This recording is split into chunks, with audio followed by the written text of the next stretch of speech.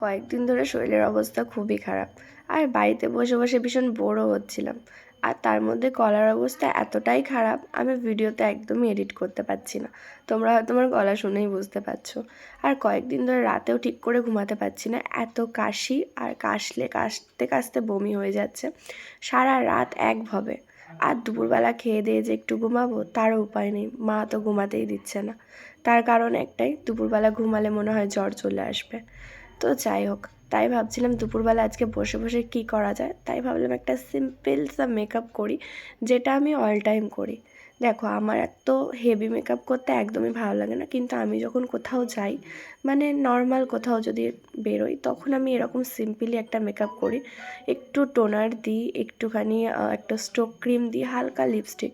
প্রথমে যে লিপস্টিকটা দিয়েছিলাম দেখলাম একটু বেশি লাল লাগছে, তাই একটু হালকা একটা লিপস্টিক দিয়ে দেখো কীরকম লাগছে। কেমন লাগলো তোমাদের?